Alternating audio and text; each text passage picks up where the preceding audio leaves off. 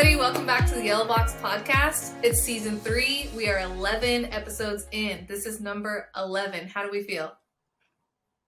Such a tired. the last Exhausted. episode I didn't expect you to be so honest. It's like, I'm tired, guys. I'm done. No, I don't want to be here. The last few episodes, actually, we had recorded in person in a studio, which was really fun. And we're going to be doing more of that. It was kind of our trial. We're like, hey, let's check this out and see what happens. So if you haven't checked out the 3 episodes that were in a studio, please check them out. We hope you enjoy them. Today, though, we're talking about a subject that we feel passionate about, and we're excited to share with you. And we're doing it this way, so it's a different style than we've been editing, even when we do these online connections. It's just easier for our schedules to do this, but we're continually working to improve the quality and experience for everybody. So tell us what we're talking about, Nick. What are we talking about? Yeah, today we're talking about digging deeper before launching big. And the idea behind digging deep is to think through how we can, like how deep do we want to dig, and what needs to be kind of stood up before we launch into anything. So if you're a church planter, maybe you're thinking of launching into a new campus. Maybe there's a campaign that you have upcoming. I think this conversation may be helpful to you, because what we were trying to do is get you to think a little bit about what are the tools at hand, and how can we dig some ditches, if you will.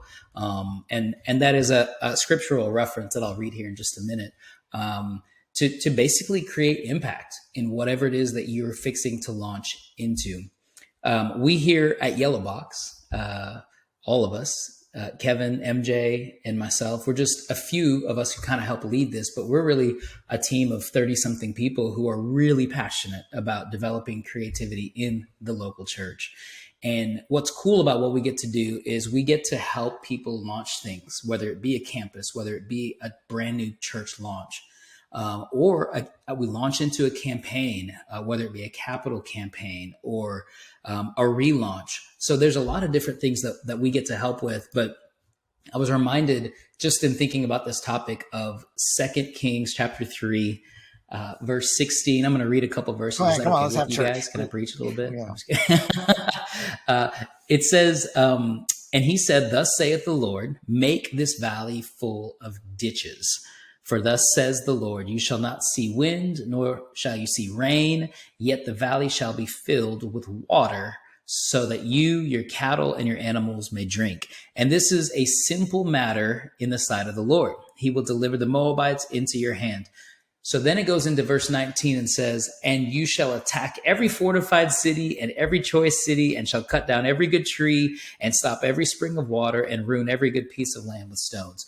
So verse 19 gets really intense, but really what verse 19 is what we actually tend to focus on when we're about to launch something, because we want to go attack the city. We want to go take the ground. We want to go think about, like, what has God called us to go out and impact, which I'm all for. I'm not against it. What I'm saying is, and what I notice here in the scripture, is that before any of that happened, the Lord spoke to them and said, make this valley full of ditches. And so what I want to do is take just a few moments and let's unpack this theme of digging deep, digging ditches. And what does that look like? So traditionally, I'll talk about traditionally, and then I'll pitch it over to Kevin because he's the expert at some of these other things. But traditionally, when you're thinking of launching into something, and I'm going to use a campus or a church plant as an example, you're thinking a lot about, we need a venue. We need maybe some musicians and some production stuff. Maybe we need some chairs and some lights, and we need a space so that we can. That's a physical ditch, if you will, that you need to dig to prepare for the incoming rain, right? So we do what we can in the natural and trust God in the supernatural. But nowadays, there's a lot that can be done online. There's a lot that can be done digitally. So Kevin, take a moment, if you would, and let's talk a little bit about what are some things that may be necessary when you're launching and when you're getting ready to dig into something digitally to stand up? For sure. I think first I would say, if you're launching a church or an organization or, launching a campaign, really what you're doing is you're leading a startup. Like, you are a founder, you are jumping in to form something that didn't exist before. And so, it's not something that you can easily do on your own expertise alone. Right. I mean, I don't know. I grew up in Mississippi and spent a lot of time. I know I don't look like it, but I spent a lot of time outdoors. You can't tell from my complexion or composure that I spent time outdoors, but we would go to the farm and ride the 4-wheelers and fish and all that stuff. Right. And so I remember my dad would give us chores to do, and we'd go out and have to dig up something, that was going to be used to plant something, usually blueberries or tomatoes or okra or some stuff like, good old Mississippi, southern fictions. There you go. There's that. There's the whistle for you. But I don't know if you guys have ever tried to dig up something alone. Like, it is incredibly exhausting and time consuming and painful and slow. I mean, if you're doing this on your own, me and my brother used to do it. So at least there was 2 of us, but if we'd had 10 people doing it, or 35 people, like you can see that you're digging a lot deeper, a lot faster, and preparing yourself, so if God instructed you to go and do this and you're preparing the way, and part of that preparation is digging deep, you're definitely not going to get there quick alone. It's going to be an exhausting process. And so, how does that translate though? Like, really what we want to talk about is how that translates to the world we live in today. Like, you're going to need wisdom. You're going to need guidance. You're going to need advice. You're going to need help.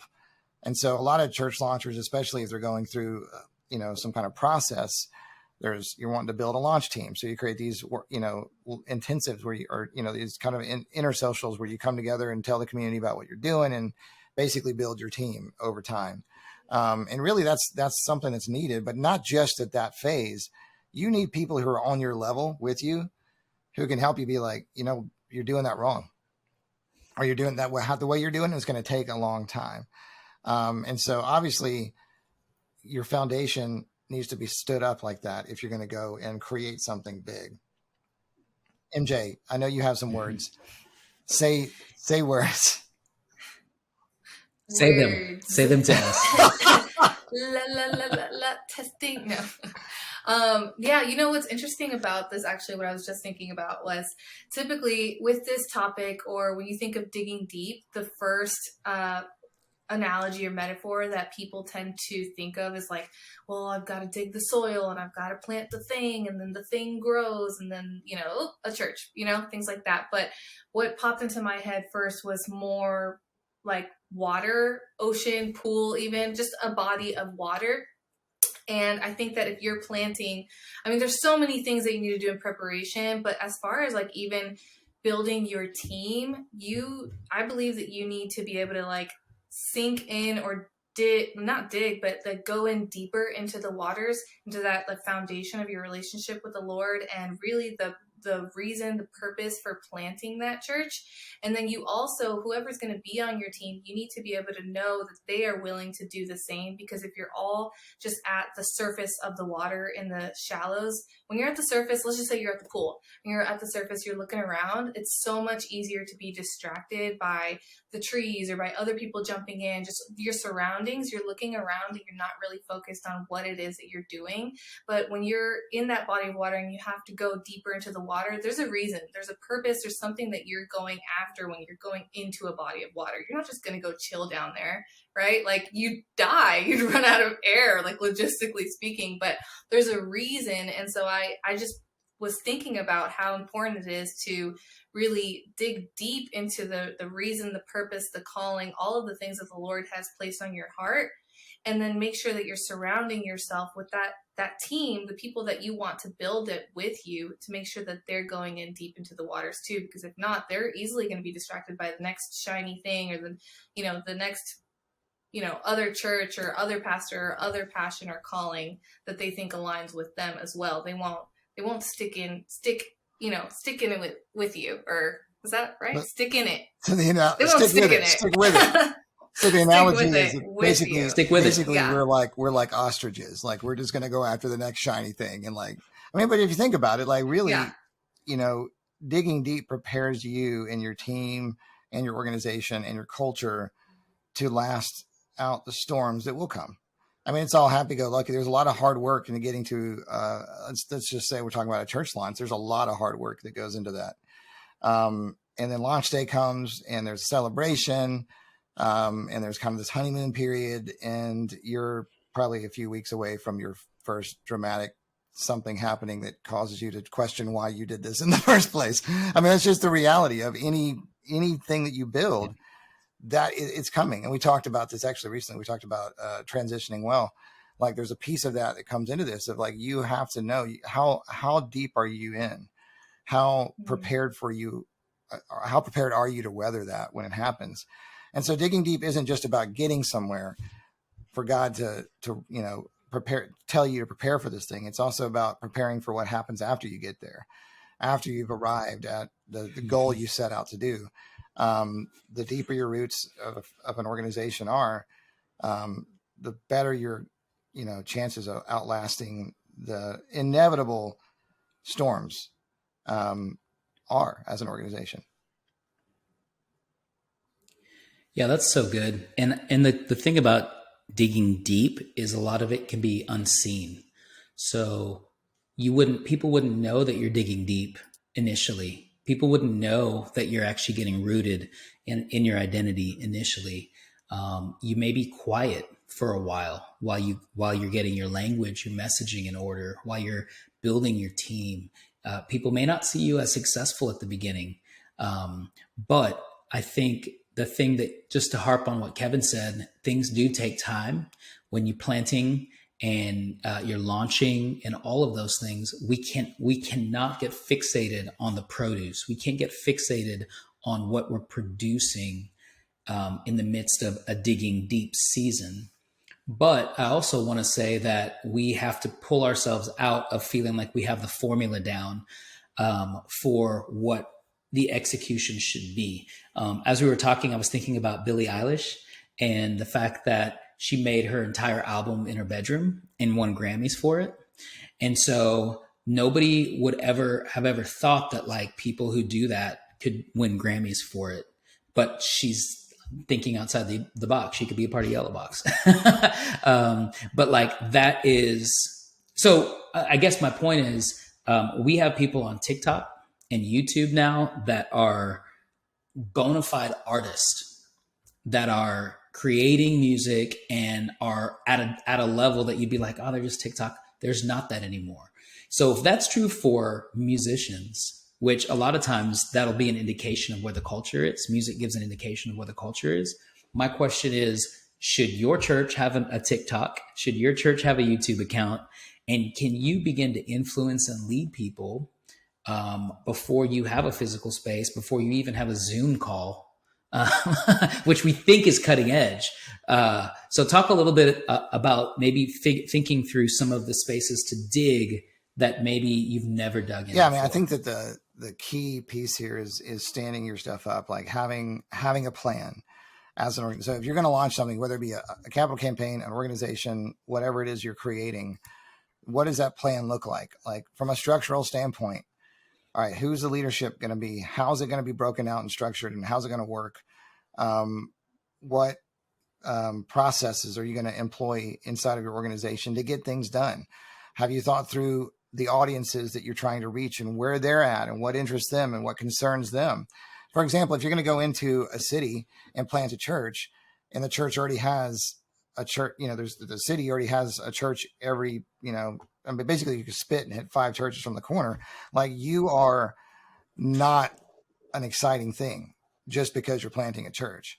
You're not going to drum up interest or passion or excitement just because you're launching a church. Like no one cares more about your church plant than you do. Yeah. The audience that you're trying to go to doesn't. And so, you know, thinking through that angle, how am I going to reach them? What is keeping them up at night? How am I going to talk to them? So that's kind of part of the getting organized. What about how am I going to attract people to join my team? What what kind of community are we building, and how are we going to support that community from a system standpoint? Do they just belong in a spreadsheet? Are they just on a group text on my phone? Is there a system that we're using that we've already tested and tried out? And this is, again, where we talked about a minute ago, getting advice, getting help, getting wisdom and guidance on that, because there's a lot of great systems out there that will give you, hey, here's the tools that you should consider using. But using tools, I mean, if going back to the digging a hole thing, you're just using your hands. I mean, God bless you. It's going to take a minute. If you can get through the tough exterior of the soil, with your bare hands, that still leaves you a lot of more hard work with your bare hands to get through. So use tools. Technology is your friend. Use technology. Like, one thing to even consider in that, using technology and getting organized, is like, if you are a leader, I know a lot of great pastors who are incredible at connecting with individuals. They're incredible, like, so much good street cred. Like, you could drop them into anywhere and they'll just jump in and, like, man, automatically. I've seen it. You've seen it. Like, I remember we were working with one church planter, and we're in the middle of a meeting for planning a launch, and like, somebody walks over and he's just immediately switches into pastor mode and goes into it, which is what you want for people who are actually pastoral. You want them to be able to do that. But those same people, if they're going to run an organization, also need, like, hey, if you're a pastor, your desk time that you leave for yourself isn't just for creating sermons. You need dedicated time in front of a desk, in front of your computer, where no one else is calling or bugging you, to organize your stuff. Organize it. You're going to need to do it. Yeah. You're not going to have an assistant. Even if you have an assistant, it's still your job to do it. It's still your job to lay the foundation. There's a lot of hard work involved in that. You need to live by a calendar. You need to have time available that, this is when people can meet with me about this and that. This is when I have time blocked to go and have my interest meetings. This is when I have my team building groups. This is when I have my time to get work done, and I'm not going to be disturbed by anybody else. And you block it off and turn your devices off. But I know pastors, like, we've been on calls, and every time we get on a Zoom call, they're in a car somewhere else than the last time they were in a car. It's like, do you have an office? Like, you have a place at your house that you can go and escape and sit down and focus on what's about to happen. Because if you're taking the time to hop on a Zoom call with somebody who's going to give you advice, someone who's going to help you lay out a system or framework, you're going to need to be able to take notes and write the stuff down and get to it. So I would say the biggest advice I could give to people who are launching an organization or creating a campaign is allow time to actually sit down and focus on what you're doing. Yeah. That's so good. Go ahead. Speaking of digging deep, so when you're planting a church, or starting that process, like you guys said, there is typically kind of like a formula. There is a little bit of a recipe of, on the surface, what you need. You need a location, you need a worship team, you need this, that, etc., interest meetings. But when you're digging deep, that includes a lot of the little things that you don't typically think about, and they come up later on down the road when you're already far into your planting process, and then you've hit a wall. So what are some of those deeper things that people don't think about that you see most pastors, they're forgetting, or they're missing that mark? Yeah, I mean, for me, it's the basics. It's coming back to just the discipline of email and being able to be available in certain instances and then not be available in certain instances. So I think both can be of detriment. So there's some pastors who are too available, and then there's some pastors who are not available enough. And so you have to strike the balance. And that's the thing about a ditch is it's the land can be flat, and then there's a ditch, and then it's flat for a while, and then there's a ditch. So to me, even digging ditches speaks to rhythm. And it also, coming back to the scripture, it says, the valley will be filled with water so that you, your cattle, and your animals may drink. Not just your cattle and animals, but you can drink as well. So the ditches are for you, like for God to fill you up so that you can be refreshed. We want to launch things big and go make a difference and help everybody else. But this is honestly also a conversation about discipline. It's a conversation about mental health. It's a conversation about self-care, making sure that we take time to spend, like you said at the very beginning, to spend with God, to make sure that we're still enough to hear his voice.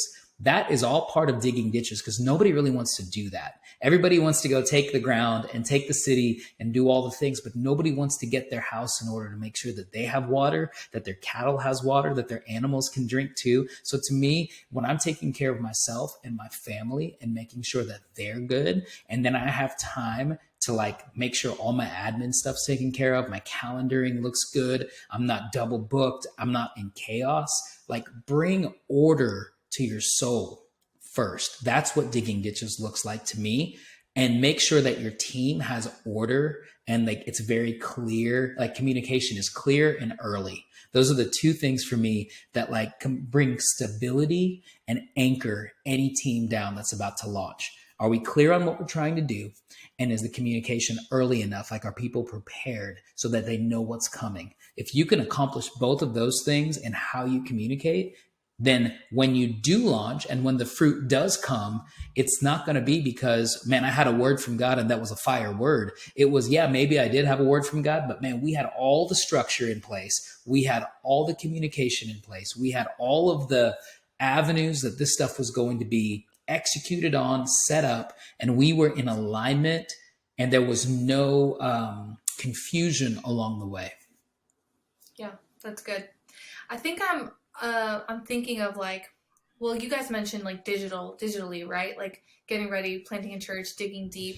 So if let's say one of the first steps for a physical church planter is like looking for a building or a location digitally, what's that first step? Because I'm already thinking of an example of there was a pastor wanting to plant a church, but in the process of building a website, didn't have a domain and didn't know what a domain was. So to me, at the same time, like parallel, like you're looking for physical locations, you're also shopping for your digital locations. So Kevin, could you speak a little bit into that? Like thinking about the logistics of the digital portion of your church? Yeah, definitely. I mean, I think that, one of the things you're going to struggle through is name. You're going to come up with a name for your organization. And I think that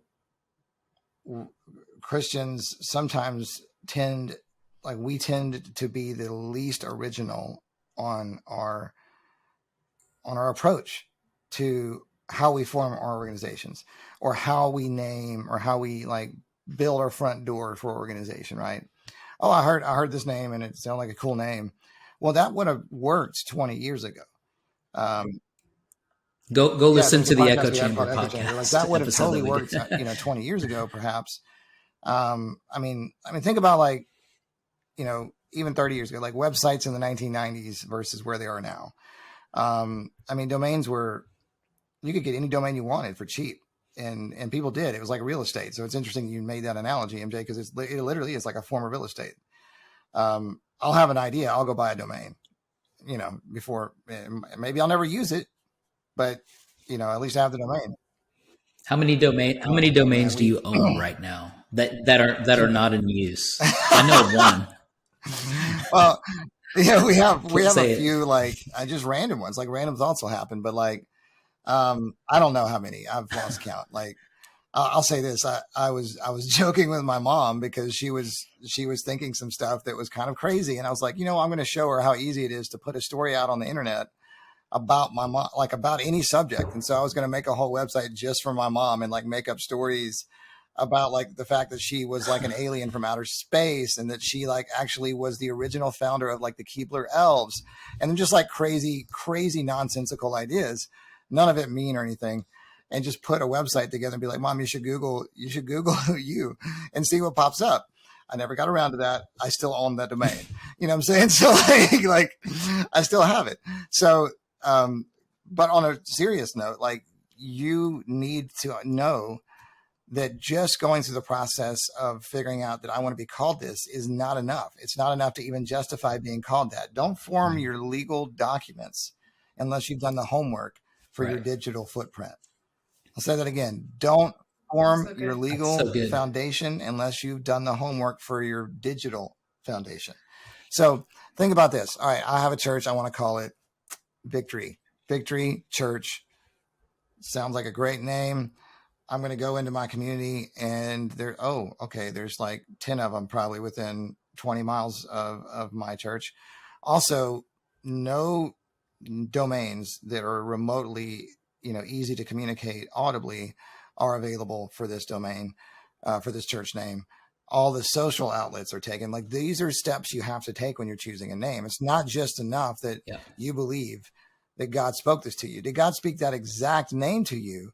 Or did he inspire you with a notion? Did he inspire you with a topic? Did he inspire you with an element of that? So your job is to take that, say, like, God spoke to you victory. How else can you talk about victory? Jesus didn't speak English. He spoke Aramaic. So you heard victory. That's not the key word you got to stick to. Stick to the idea of what that means in your life. Find out other options for how you would say that and communicate that are available. And that's where you go. We actually have a process that we do for clients that need that kind of help. And we do it all the time.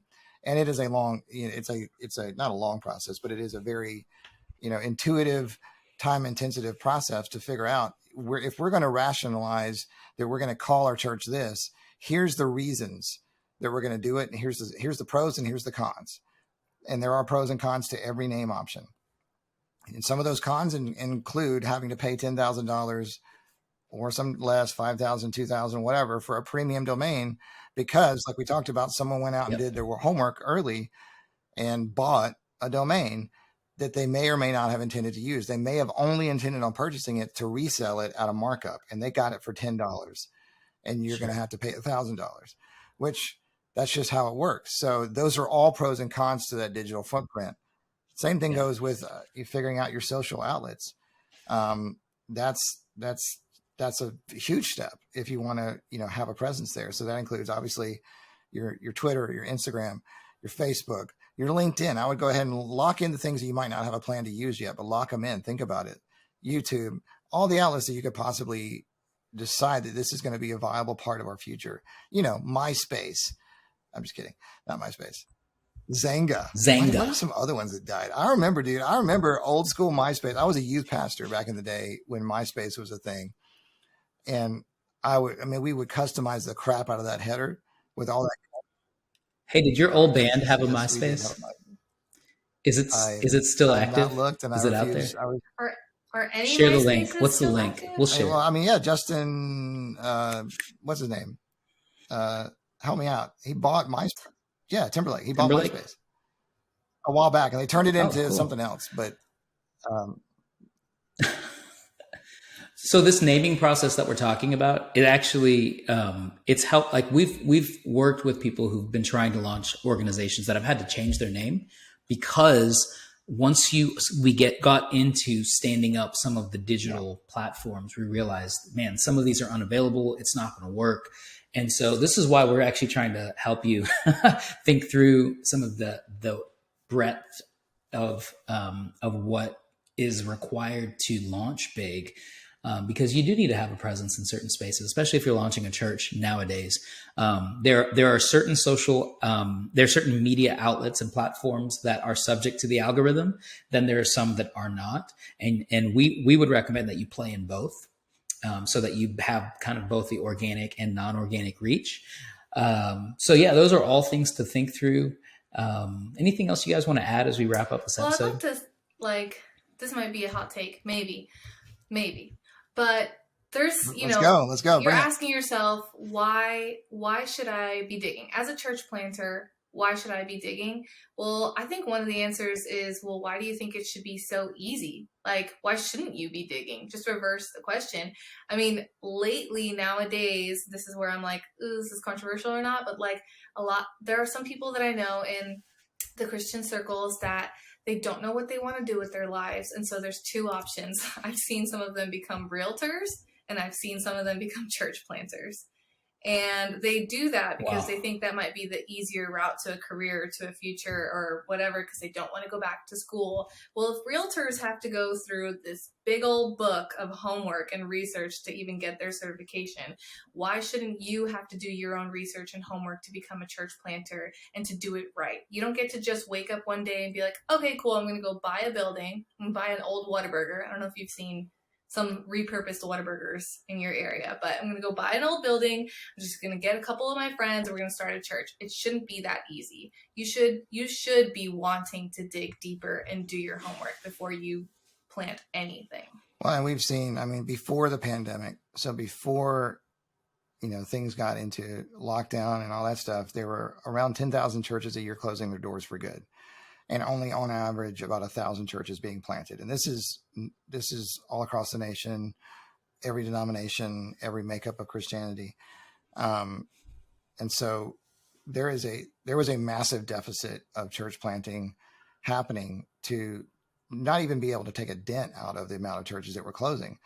Part of that was for what you're saying, like we're talking about. If you're digging deep, if you want to launch big, you want to stay healthy, and you want to grow something that's sustainable, you've got to do the work. You've got to go in and dig deep, because a lot of these churches that didn't make it, not only was, I'm sure there was a mixture of realities for all of that. There was financial, there was, maybe moral issues that happened. There was just people getting disenchanted with, man, I got called to do this and this is exhausting and I got a better opportunity. I'm going to go do that. Like, I understand. I'm not saying that you're evil or wrong for making those decisions. I can totally relate and understand with that journey. But if you dug something deep and you knew that this is what you're supposed to do, this wasn't I should buy a boat type of decision. This was, I'm going to do something because I know that I'm called to do it. If you know that you're called to do it and you know that you're going to prepare for it and you've dug deep ditches for your preparation for that, then you have the staying power to stand against whatever comes next. And I think that it looks like, I think we can end with this. It looks like we can give all these kind of names for everything that we feel frustrated about, why people are leaving the church or why the churches are closing, why, man, maybe someone overreached here, whatever the situation, we can all put the blame out there. But it looks like the church is dying in America. No one's going to argue that front. Statistically, if you're looking at math and doing the math, it looks like the church is dying. 80% of giving in the church on average comes from boomers and Generation X. That's 80%. So unless you're going to make up, you got to make up a quick percentage in the next 10, 20 years for that to really change the face of the church. So it looks, by all accounts, it looks like the church is dying in America, but we all know what comes after death, and that's resurrection. And I believe that Jesus is resurrecting his church. And so if you're listening to this podcast and you're trying to figure out, man, am I called to do this? And you have a thing that you can't shake off and you feel it with all of your heart. It's not the pizza you ate last night. It is literally the Holy Spirit in putting that in your heart. And it's something that you have to remember this moment and do the work to prepare for it, because you could be part of that resurrection of the church in our country and in the world.